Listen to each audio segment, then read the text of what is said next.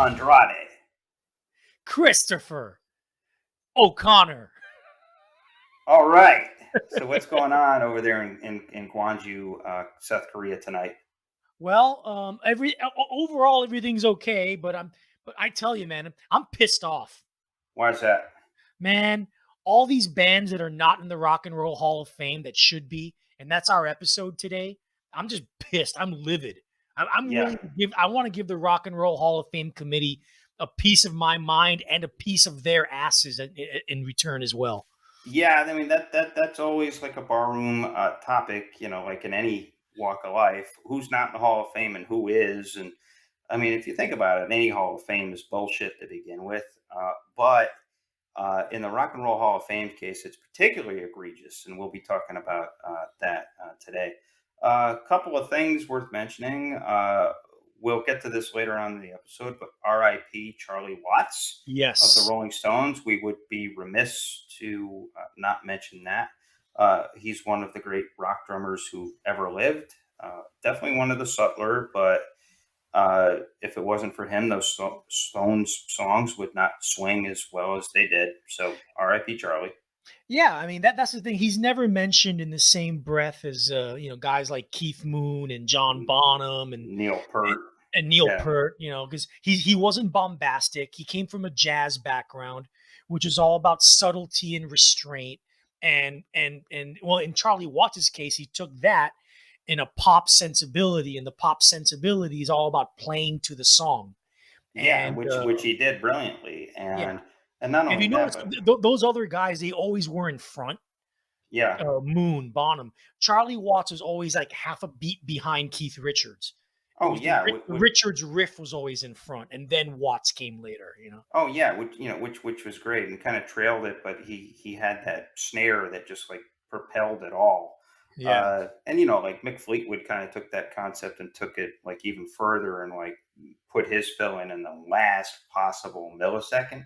Yeah, but that started with Charlie Watts. So R.I.P. Charlie. Oh, before we forget, hey Morrissey. Can you sing us a little bit of Tiny Dancer? Here we go.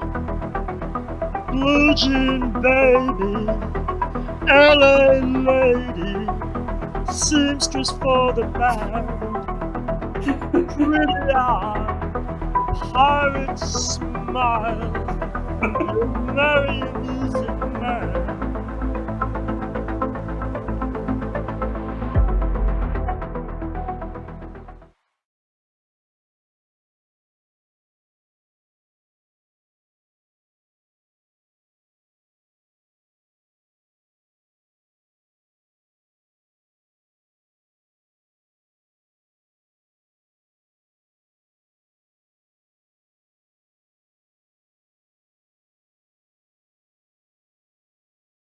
Hello, everyone, and welcome to our parallel universe.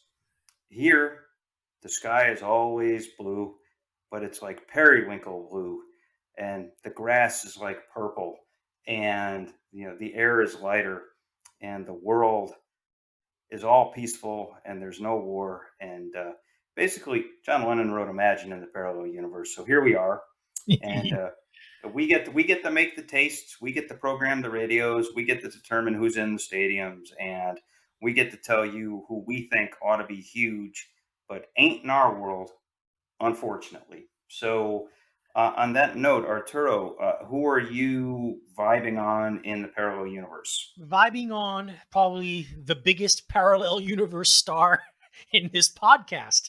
Yes. Ty Segall, the garage rock, punk rock, grunge rock, heavy metal magpie, and his new album Harmonizer. Yeah, I think we need to stop calling him Rock and Roll Jesus, because we've had his second coming at least a half a dozen times in the life of this podcast. You know what I mean? Shit. A few episodes ago, this very podcast named Ty Segall as the #1 artist in modern rock. And since I am this podcast's official Ty guy, much like you, Chris, are this podcast's Wizard of King Gizzard. Yep. Of course, I'm making Ty Segall's brand new album a parallel universe priority.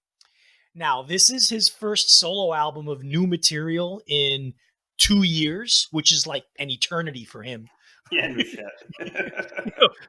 Being such, it's fitting that this new album is an almost radical departure for him. In short, Ty goes electronic. That's right. Lots of synthesizers and lots of drum machines. But before you think Siegel has gone the way of the Chemical Brothers, not a bad thing, by the way. I'm a Chemical Brothers fan. Yeah, me too. Rest assured that this is still very much and ostensibly a rock album. Now, 2 episodes ago, we discussed ZZ Top's 1983 classic Eliminator in our Vault segment. Harmonizer is essentially Ty Siegel's Eliminator in that the music is based on a bedrock of cool electronics. In Siegel's case, drum machines and slightly more syncopation and synth washes for texture, with manic, crazy ass guitar riffing on top of it. Now, Ty Siegel, though, is not a boogie woogie blues rock enthusiast like Billy Gibbons. Siegel's rock and roll guitar riffing comes in the form of really gnarly heavy metal guitar and bass riffs. Now, I've always been of the opinion that just because a band or artist tries something new, it doesn't mean it's automatically good. Nope. You know? Lots of music critics try to bend themselves over backwards to like try and accommodate a new musical direction by a longtime favorite artist. For example, 2 years ago, when some in the music media tried their best to defend that St. Vincent produced stinker by Slater Kinney, Yeah. That level of dishonesty and ass kissing just bugs the shit out of me. Yeah, me too. So that's why I feel compelled in saying that Harmonizer, while a brave stylistic effort and a bold experiment, it kind of offers mixed results. The songwriting isn't as tight and as sharp as usual, with a few too many awkward vocal phrasings and dissonant chord progressions. The shrill, like kind of overly processed electronics tend to be more off-putting than engaging. One gets the feeling that Ty needs some organic drumming to give his music more of a swing that his best songs have. And the album also has too much of a plodding pace, particularly in the second half. Overall, it's a very same sounding record. That being said, though, there is some great stuff here. Siegel's incapable of making a total stinker. Whisper has some of the best, gnarliest guitar work on the album and has the most appealing melody and hooks on the whole record. The most effective synthesizer sound on the album is on Erased, which is very, very Nine Inch Nails-esque in how it evokes this creepy foreboding, and the self-pitying, self-loathing lyrics are very Reznor-esque as well. And apparently, Ty Siegel got married during the lockdown, and his photographer wife, Danae, makes her vocal debut on Feel Good. Now, while the lyrics are admittedly really dopey, being with you makes me feel good when we love like we should. Come on. Yeah, I was going to say, yeah. Nevertheless, her spoken word delivery is pretty endearing, and the rhythm has this rolling, new wave-ish spunk to it, and the guitar riff is punchy and hooky. Honestly, dude, the album as a whole could have used a little more of this kind of sweetening. Yeah. So out of 5 stars, my man Ty's latest offering gets a 3. Yeah, that's about right. I will say this though: there's some pretty awesome riffs on this record. Oh yeah. I mean, he's a riff master. Yeah, Waxman. The title song is great. Like you said, Whisper is fun. Yeah, there's just a lot of obviously, like you said, ZZ Top. This is like, but Ty plays it too slow. No, it's interesting that you and I in the parallel universe sometimes will bring in interesting stuff, and we've had our share of lukewarm reviews. The dry cleaning record is, hey, this is interesting. I'll never listen to it again. Exactly. Yeah, kind of the spirit. Now, this one I'm on the fence about my pick for this week. By no means is it a rock album. Not a rock album. This is so. Here is my choice for this week's parallel universe.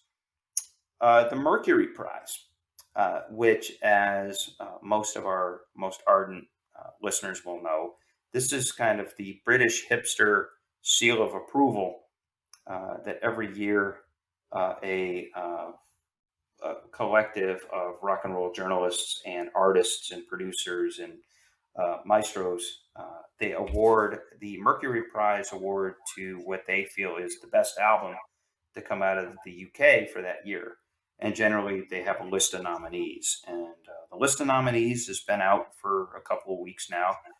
They will be announcing the winner on September the 9th. And so I looked at this list and I said, okay, let's focus on some of these albums. Now, one thing to note is that on this podcast in the Parallel Universe, we've covered 3 of the 12 records. Get's Conflict of Interest, which, tell you the truth, I think will win. Very good record.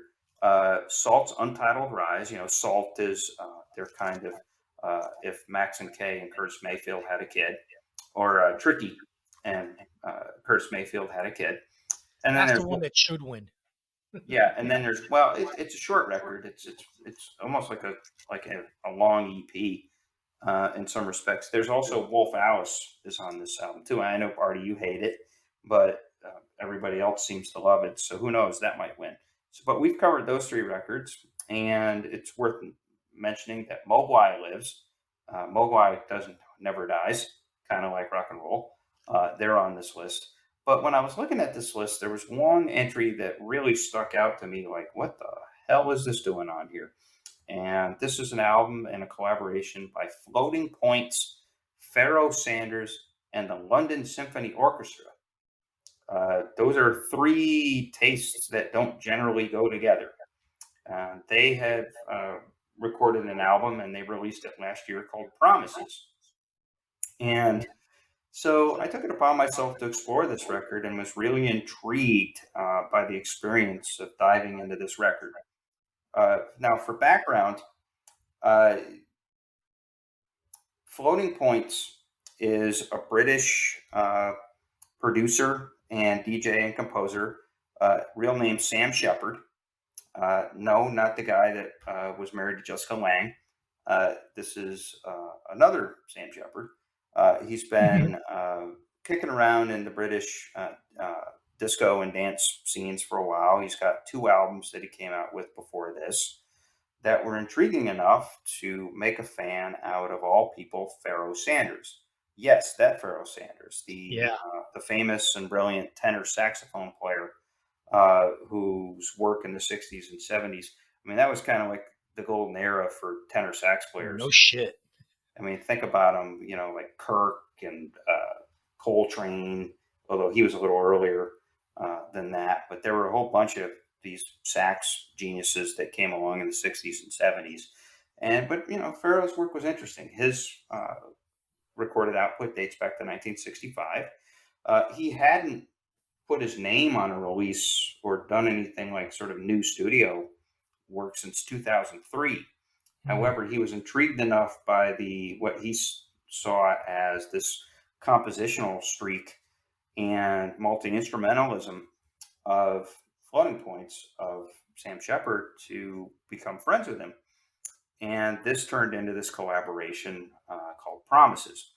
Now, this is in the grand tradition, depending on how you want to look at it, it's the Charlie Mingus concept of taking jazz and putting big band and composition to it and having these symphonic pieces. So basically you're looking at jazz and pop symphonies, and that's what this is.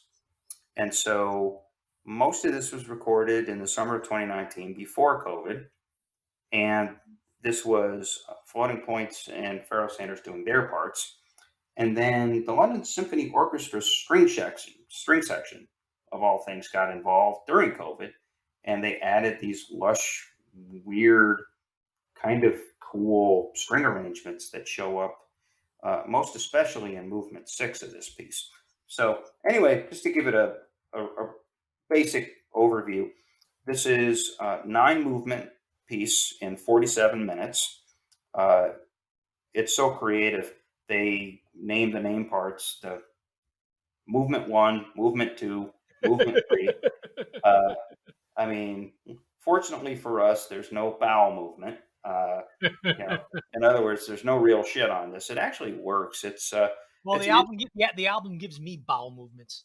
Oh, okay. So he's not as much of a fan as I am. What else is new? Uh, it's look, it's basically its influences are obvious. There's Mingus, there's David Axelrod, there's Brian Eno, there's Kid A era Radiohead because there's a lot of the same kind of atmospherics and uh, keyboard experimentation that was going on in the middle of Kid A and parts of Amnesiac here.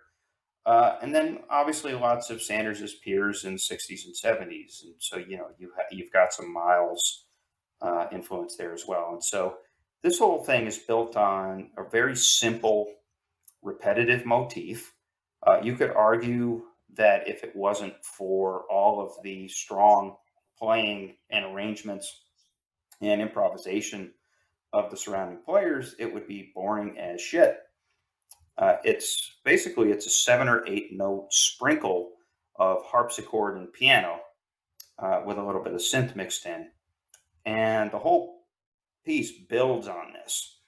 And so you get areas where Sanders really goes to town with his tenor sax solos, which are just so emotive and so strong and so powerful. And then floating points, and they like to put touches like putting vinyl fuzz as an effect on the sax, which shouldn't work but does. And then by the middle of this piece, kind of in the old days, day in the life and national anthem tradition, gets to a huge crescendo with the strings going all over the place, almost like a sci-fi soundtrack. And then you get the end where all of a sudden the Fender Rhodes and B3 come in.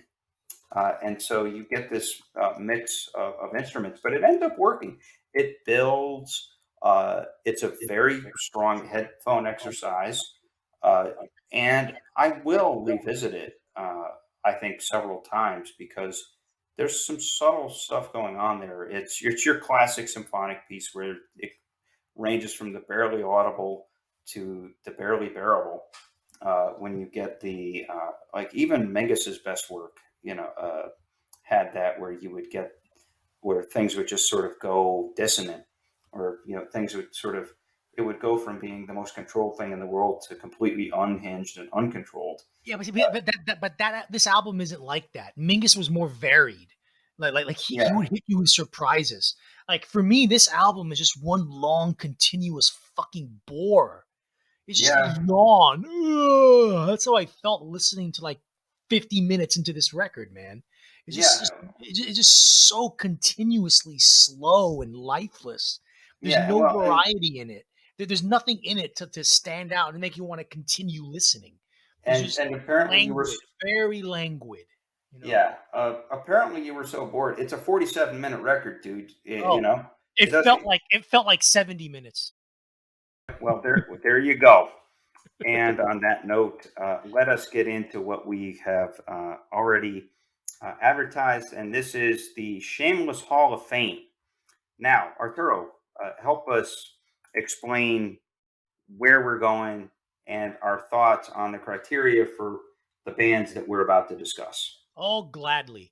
The Rock and Roll Hall of Fame has a reputation for either completely snubbing bands and artists who are totally deserving of being inducted, or taking a really long time to induct bands and artists who should have been there much, much earlier.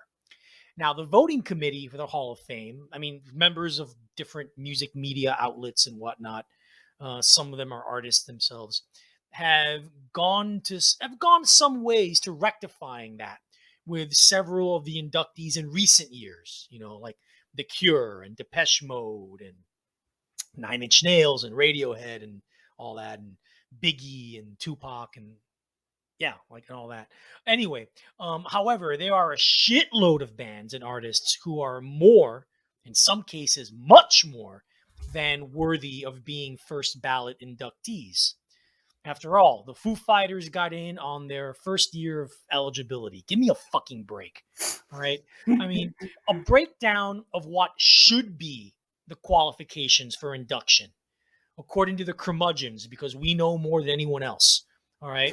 Is one, a certain degree of commercial success, although not the most paramount, because obviously the Velvet Underground, duh. Influence on their peers and successive generations of musicians, cultural impact measured in subtle and overt ways. Chris, any others? No, well, I mean, what I would say is, I mean, to me, you've got cultural impact, like the ones you mentioned, that little bit of success that they're known bands that have had success and have had that influence, but there also needs to be a consideration for fame. As in, if you're going to have a Hall of Fame, it's criminal that it took Kiss as long as it did to get in. As I remember, I'm not even a huge Kiss fan, but yeah, they should have been inducted first ballot. Look, Kiss became eligible in 2000. The hall is weird. It used to be 26 years. Now it's 25 years, but there's a certain cutoff for that. And so, like this year, the two first ballot Hall of Famers are the Foo Fighters and Jay-Z. Foo Fighters album came out in 95. Jay-Z's record came out late in 1996. And for some reason, they're both, getting in first ballot. So it's weird. But the fact that, Kiss becomes eligible in like 2000, took them till 2014 to actually get in the fucking Hall of Fame. This is Kiss.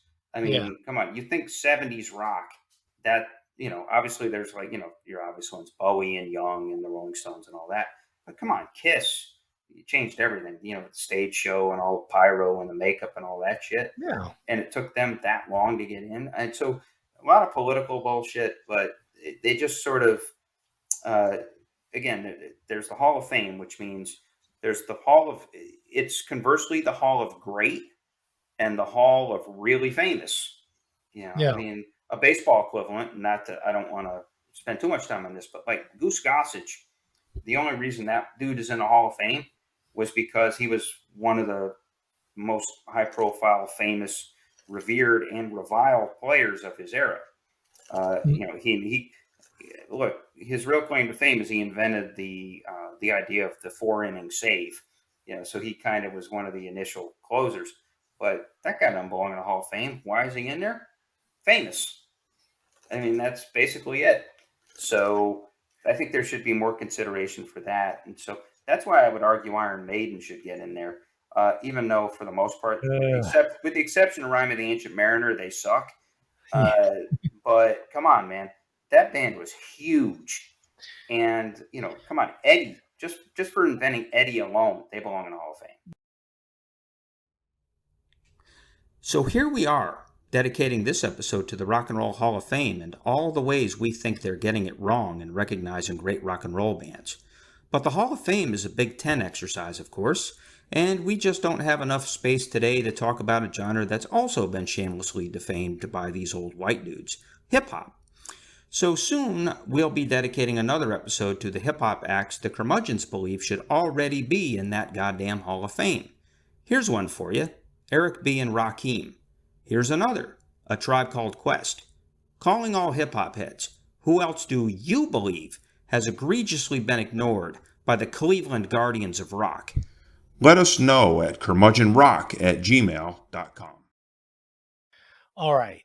So, who are these bands and artists that have been so fucked over by the Rock and Roll Hall of Fame committee? We call them the wrongfully ininducted. We're presenting a baker's dozen, which means 13. Unlucky 13.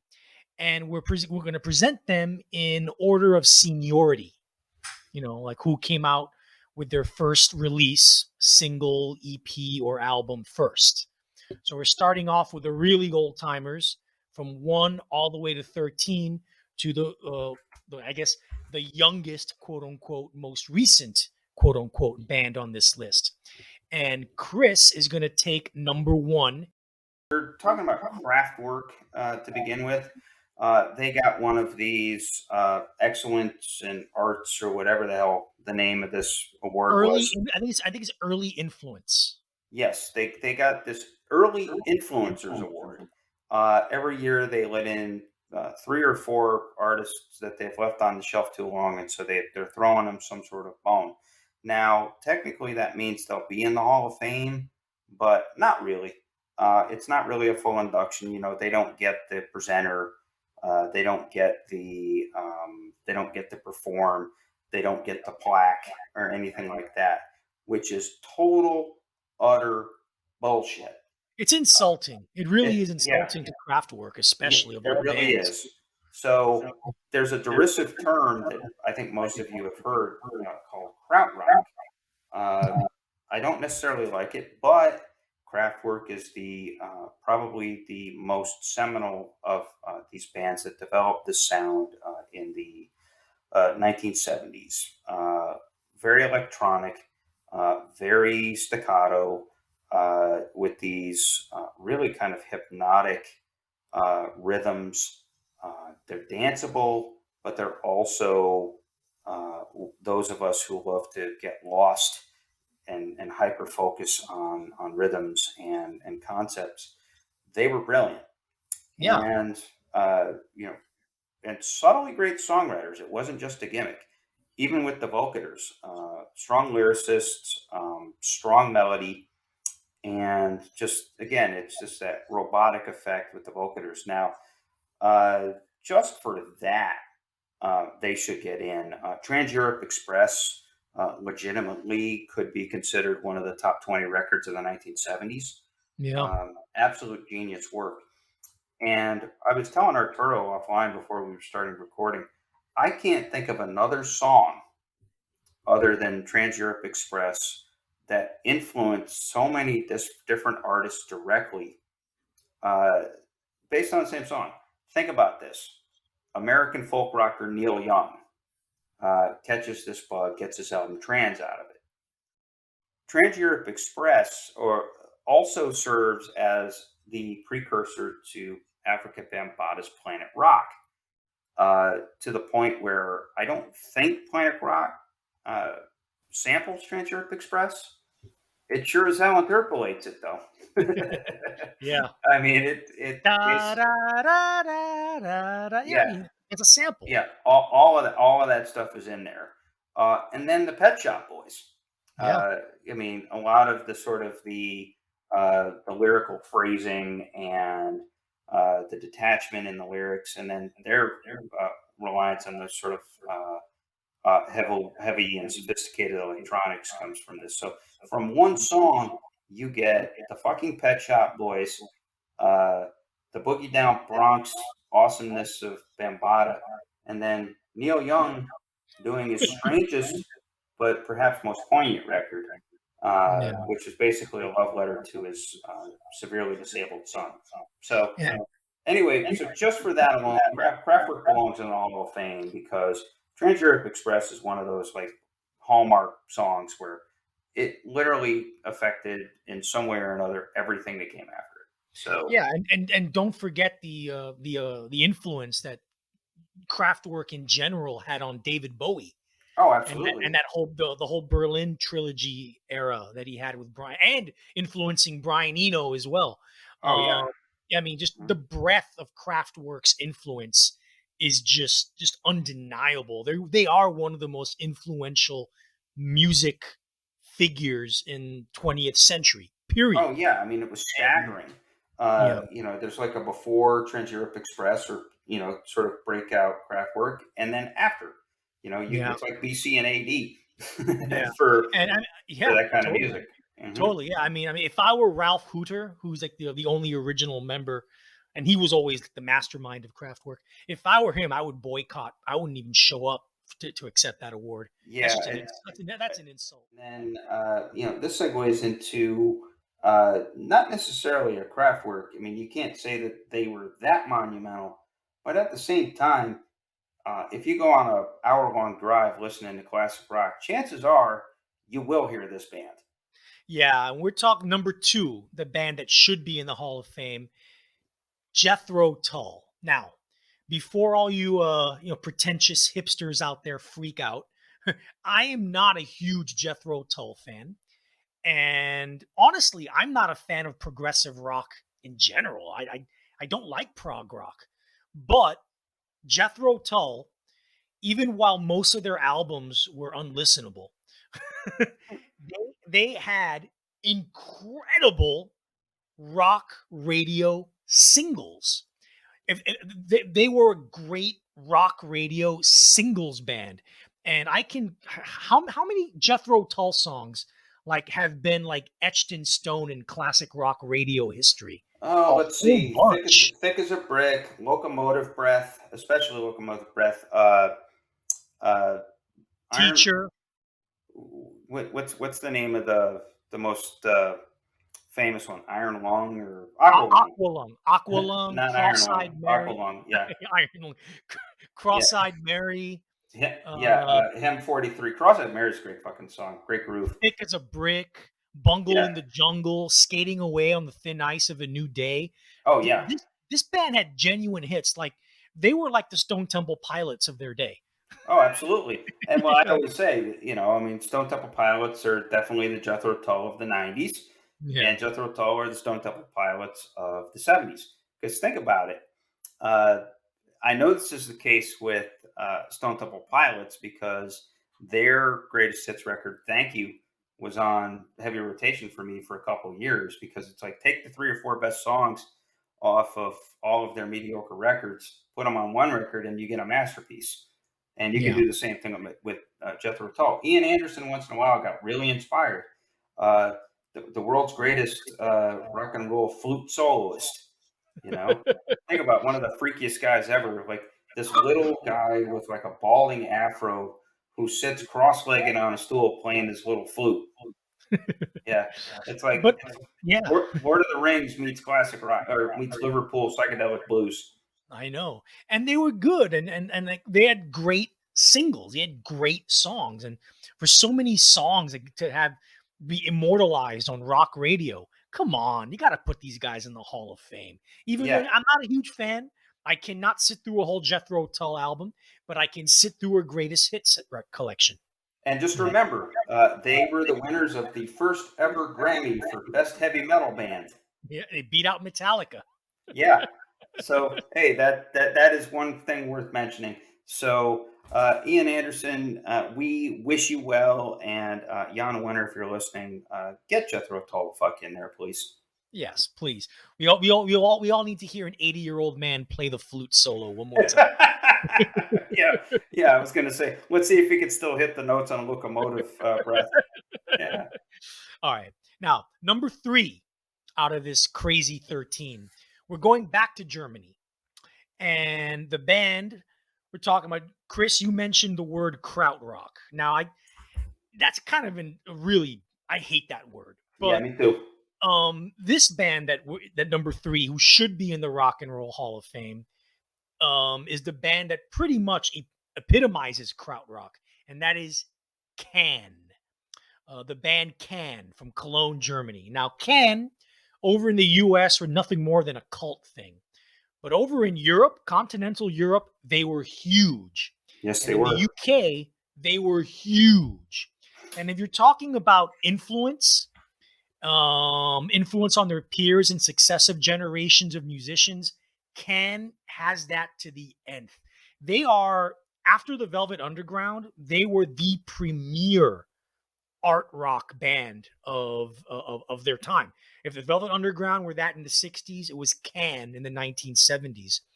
And they also had some cultural impact, more so in Europe and in the UK than in the US. But their influence on American bands came later on. Any American indie rock band that flirts their way with funk and dance owes a debt to Can. Yeah, absolutely. Can really were the kind of the first ones. I mean, they were. How would I describe them for those of you out there who have never heard Can? Think of like the Grateful Dead. Strip away the solos, accentuate the rhythm. Yeah. and there's Can. Yeah, that's pretty much it. And then you put in like synthesizer flourishes and you know like ambiently recorded harmonicas and other kind Yeah. of weird shit. And And so yeah. yeah, And the thing about Can, they made ambient music catchy, which is a really yeah, hard fucking thing to do. yeah, no, yeah, no, they really did. And it was weird because like I said, it was this metronomic drum machine programming, kind of early electronic drums with all this kind of weird, like you said, kind of ethereal ambient stuff. But it was catchy and it was well done. It was smart. They were a huge seminal influence on post-punk, huge seminal influence on synth pop, huge seminal influence on Talking Heads. Yeah. You know, that alone is something. Huge seminal influence just on the 90s techno electronica scene. Huge influence on EDM, which as what we now call EDM, which Yes. took off in the mid noughties. Can are at least stateside unsung heroes, and those motherfuckers should be in the Hall of Fame, and they should be before they all die, because like two of them are already dead, I think. Yeah. You Yeah. know, and these guys need to be in the Hall of Fame. They really, really should. Oh yeah, and they influenced David Bowie as well. Go figure. Yeah. No. Yeah. Absolutely. Absolutely. Like I said, they were in some ways you could say they were probably more of an influence on Bowie than Kraftwerk. In some ways, yeah. Yeah. Noise, the other band, but Can were way bigger. Can were actually very commercially successful in Europe and the UK.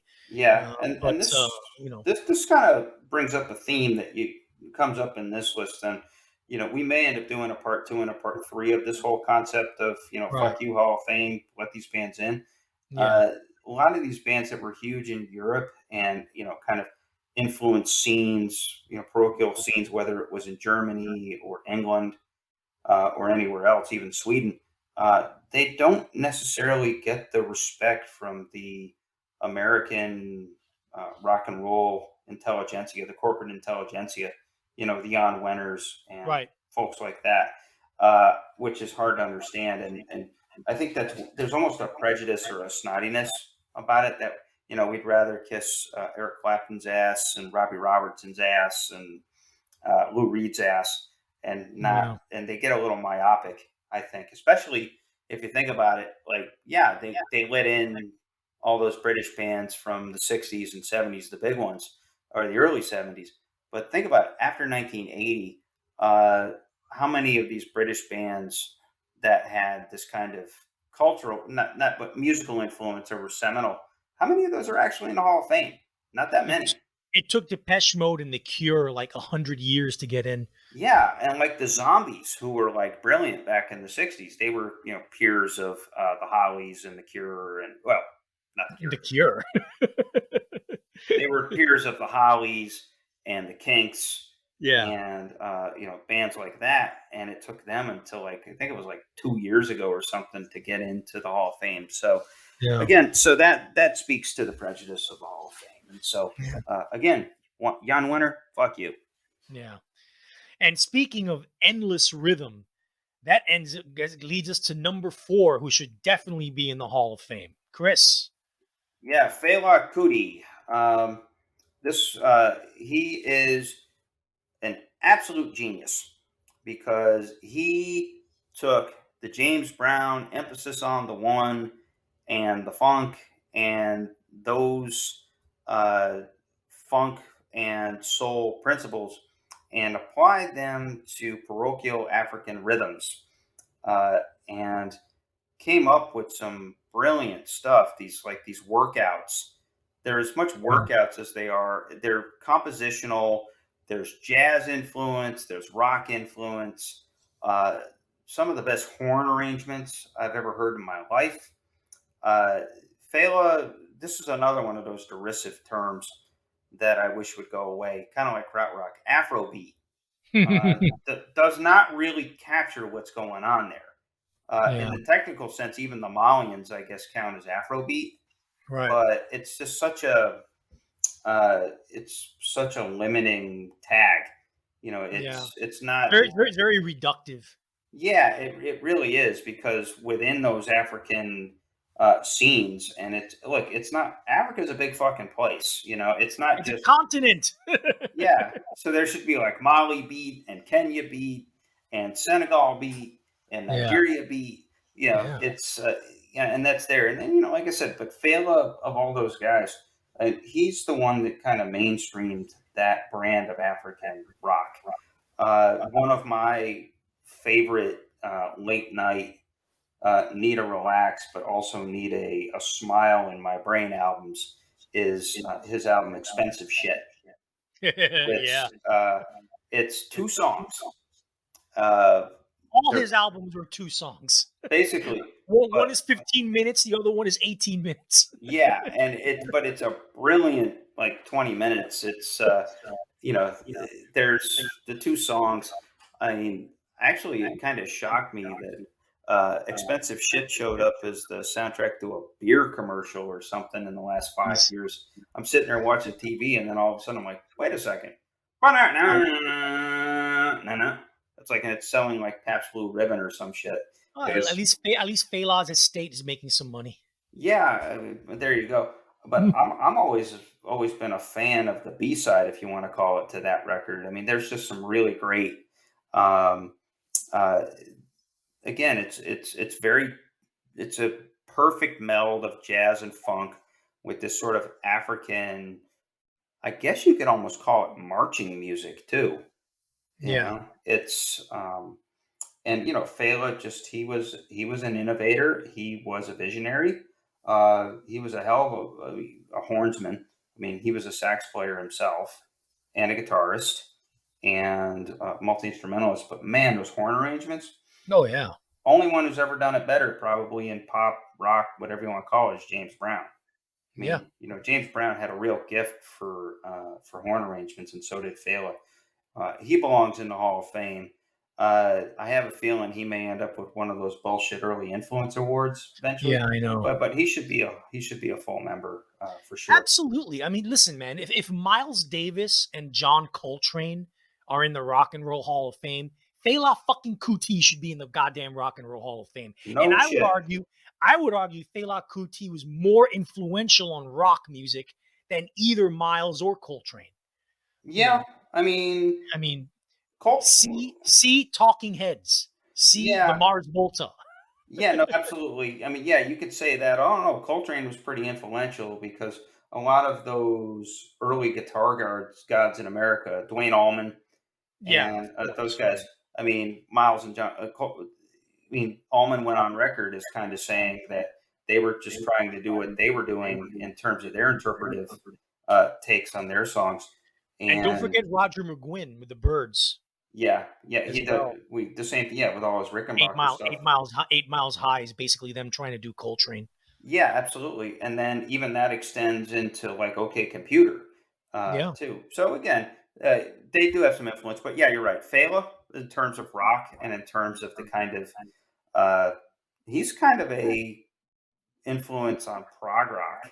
If you think Yeah. about it, starting from the late '70s on, there's a lot of Yeah. proggy folks that try to catch those African rhythms and weird time signatures and all that. So yeah, Fela, not just an early influencer, he's a genius on par with a lot of his American counterparts. So let him the fuck in.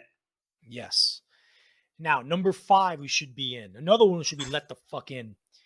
Pioneering British metal band. People talk about the new the new wave of British heavy metal, the Iron Maidens, the Judas Priest. They can all suck my ass. Number 5, Motorhead. No Why shit. the hell is Lemmy Kilmister? How the hell is Lemmy Kilmister not in the Rock and Roll Hall of Fame? Let me make my case for Motorhead. Okay, on one hand, he's an icon. Lemmy Kilmister is a fucking icon. He's a rock and roll icon among icons. Hall of Fame. Yeah, he's a Hall of Fame icon. That man is heavy metal. Like he is as rock and roll as Keith Richards. Oh yeah, no shit. Or was, I should say. Yeah, I was going to say dead now. Keith outlived him. Yep. Yeah, Keith outlived him. But just that, okay, that alone. But musically, Motorhead was extremely important and influential.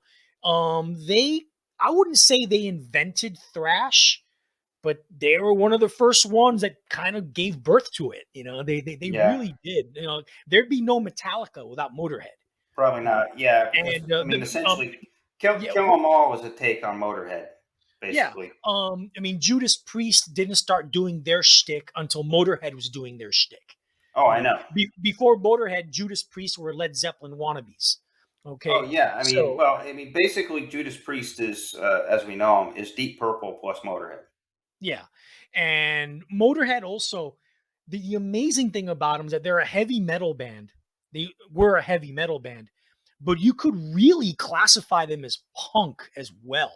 Oh yeah, they definitely had, and they were one of the few metal bands that actually had a large punk audience and were influential on punk bands. Oh, absolutely. Ace of Spades is one of the 5 best punk songs ever. Like, you can see, you can make the argument that Motorhead invented thrash while simultaneously, accidentally inventing hardcore punk. Yeah.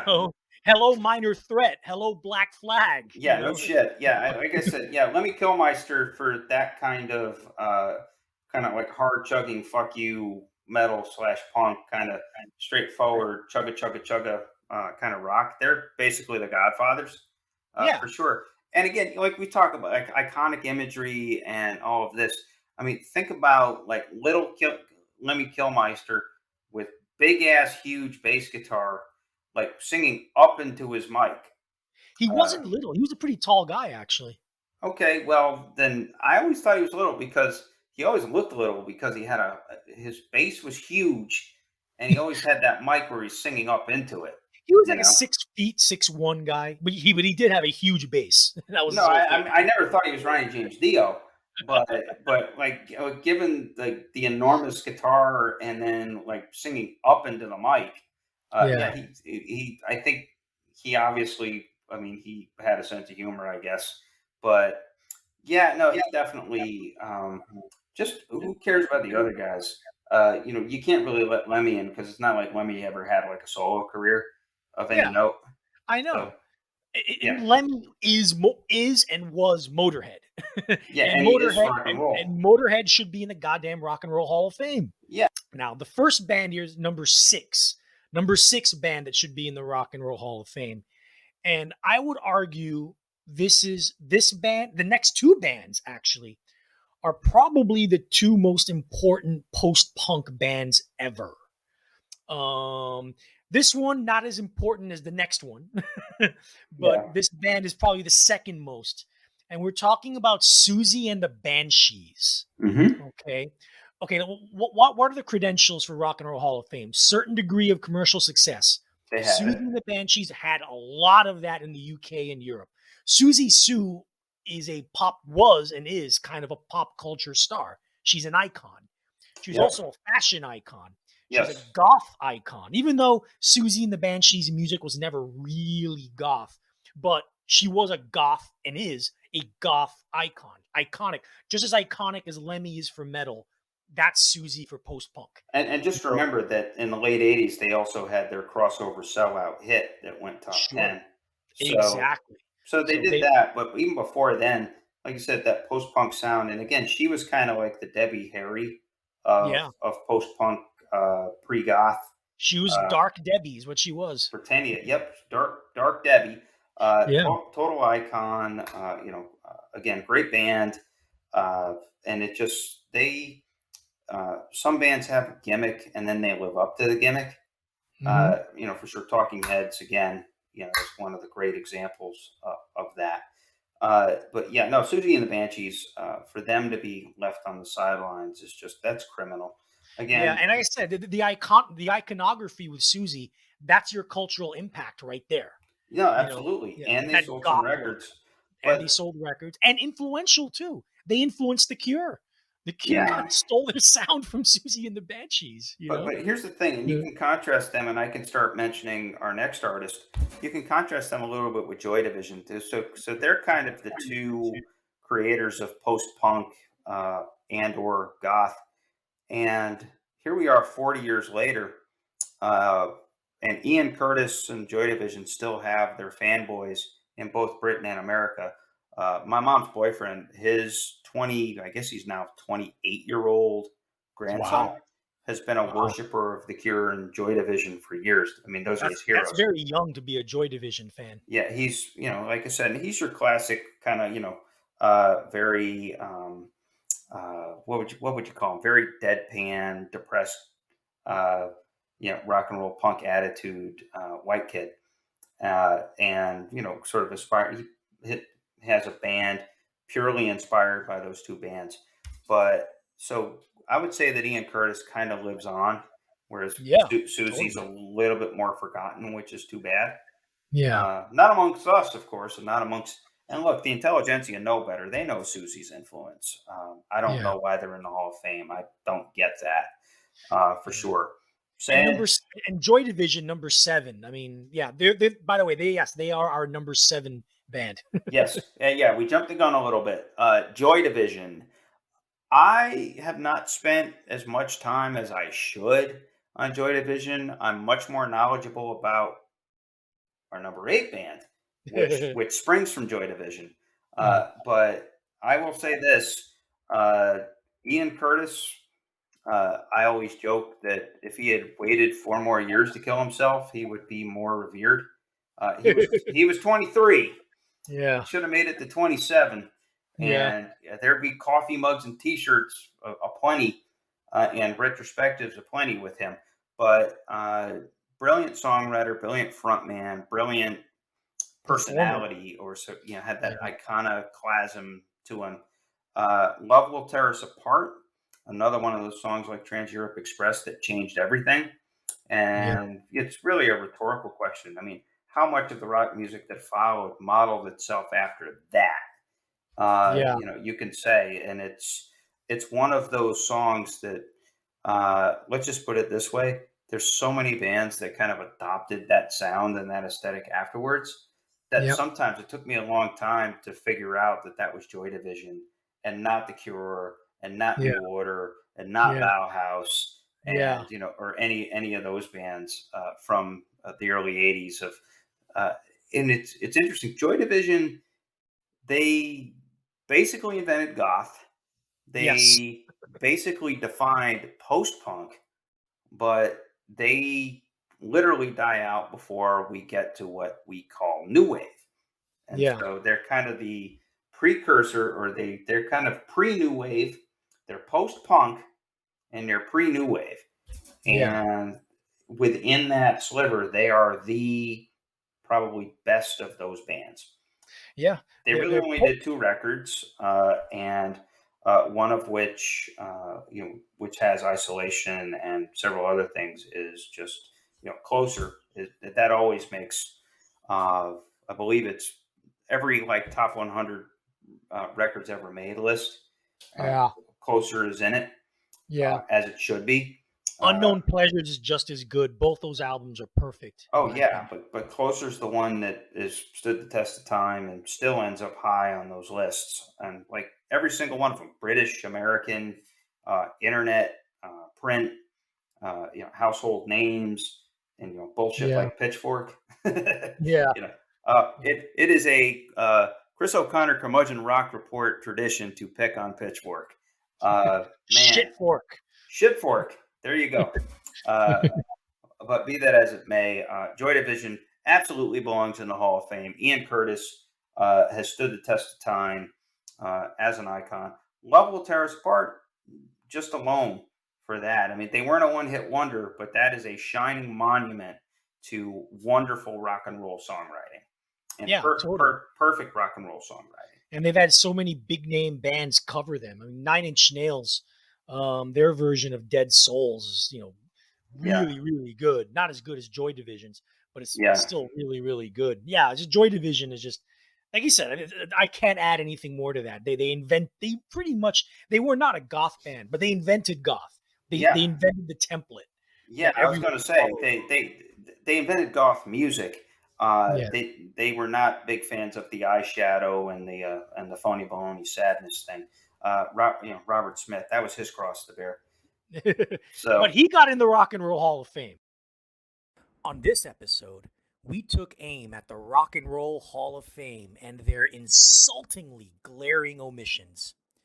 For the next episode, the concept will be quite simple.